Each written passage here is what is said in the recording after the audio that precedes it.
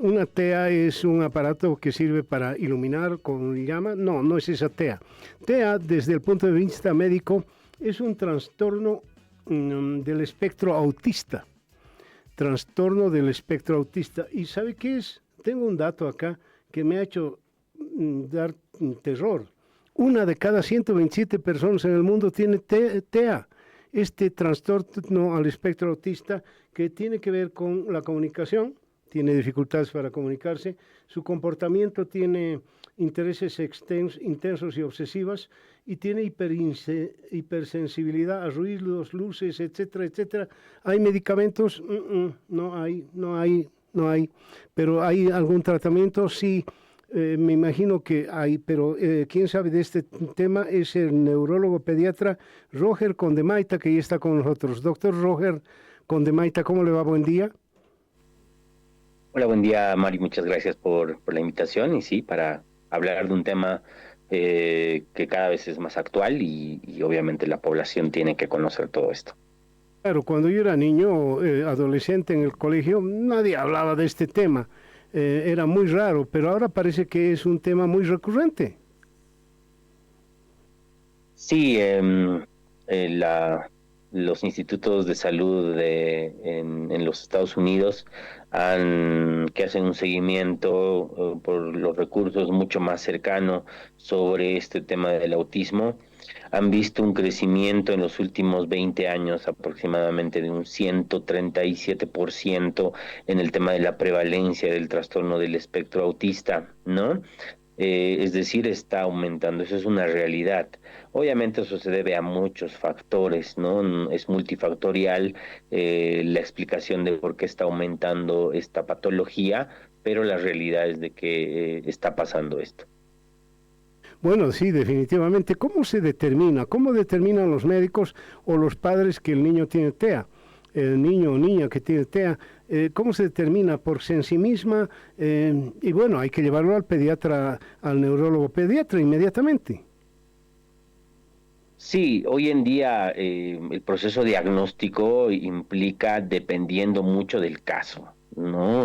Obviamente nosotros como neurólogos pediatras somos parte importante de este proceso y normalmente, bueno, y lamentablemente muchos papás acuden un poco más tarde de lo que quisiéramos para el tema del diagnóstico, es ahí donde trabajamos para este tema, pero el diagnóstico es clínico, no es un proceso de diagnóstico clínico, no hay pruebas funcionales o pruebas médicas que puedan ayudar al tema del diagnóstico, más si solo es el trastorno del espectro autista. Es cierto que si hay otras patologías concomitantes, ahí es altamente probable que se requiera estudios adicionales. Sin embargo, usualmente es clínico. ¿Eso qué implica? Que nosotros, a través de la anamnesis que le preguntamos al papá, de la exploración, de lo que vemos y exploramos y revisamos a los hijos, de la interacción en el consultorio, ¿no es cierto? En esa primera ocasión, en muchas ocasiones uno ya puede llegar al diagnóstico. Hay algunas otras ocasiones en las cuales, mientras más pequeño el niño, es más complejo por muchos aspectos, y a veces hay niños grandes en los cuales hay ciertos componentes no lo suficientes, ahí nosotros echamos mano de pruebas adicionales que están delimitadas a través de lo que son, por ejemplo, las más conocidas, el ADOS o el ADIERE, que son las pruebas de más alta sensibilidad, que junto a una neuropsicóloga se las pide y se las hace, y junto con toda esa evaluación uno puede ya hacer el diagnóstico, ¿no? De trastorno del espectro autista en una primera o hasta en una segunda cita como máximo, ¿no? En caso de que el niño sea mayor de 2 años. Ya cuando son niños más pequeños es otra realidad, porque difícilmente vamos a decir que tiene TEA. Sin embargo, hoy en día en el mundo la tendencia es a través de la observación, también de un seguimiento del tema del neurodesarrollo, uno puede hacer el diagnóstico de sospecha o de alto riesgo o bajo riesgo de TEA, ¿no? Igualmente estos niños tienen que entrar en programas de estimulación y terapias que puedan garantizar de cierta manera que si tienen el diagnóstico, más adelante seguramente este ya estará tratado con el mejor pronóstico funcional a largo plazo.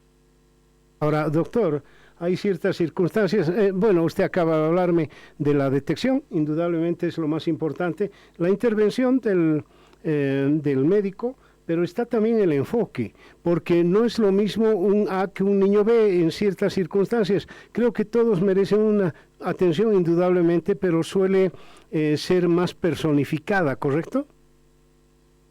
Sí, los rasgos de los niños con TEA en su gran mayoría implican alteraciones en la comunicación social, problemas de lenguaje y por ende de socialización y presencia de patrones de conducta repetitivos y estereotipados a diversos niveles, más desintegración sensorial. Estos dos grupos de elementos, y como son varios, sobre todo en el segundo acápite, pueden ser muy diversos. Hay niños que tienen mucha desintegración sensorial auditiva, son niños verbales, ¿no? Que van a tener grados y niveles de apoyo 1. Hay otros niños que tienen problemas verbales muy marcados, con poca desintegración sensorial o casi nada.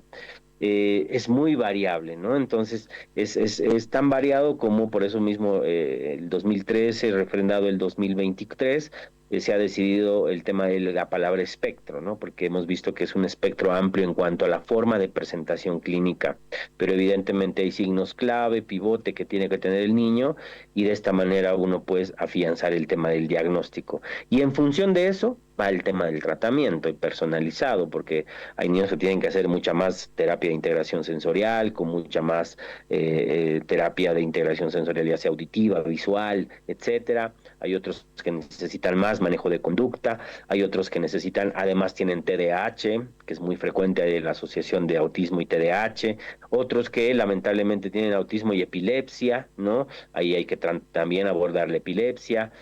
Trastornos de sueño, que es lo más frecuente en niños con autismo, de hecho es un primer signo que siempre los papás tienen que estar muy atentos, etcétera, ¿no? Entonces, por eso mismo es importante definir todo esto y después empezar con el tema del tratamiento. Ajá, ahora bien, eh, hay distintas formas de determinar si el niño está con TEA.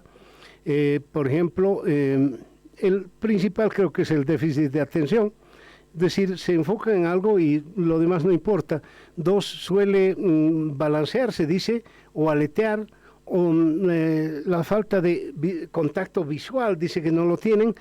¿Cuál es el más común? ¿Cuál es el que debería llamar la atención más a los padres y, bueno, inmediatamente acudir al médico?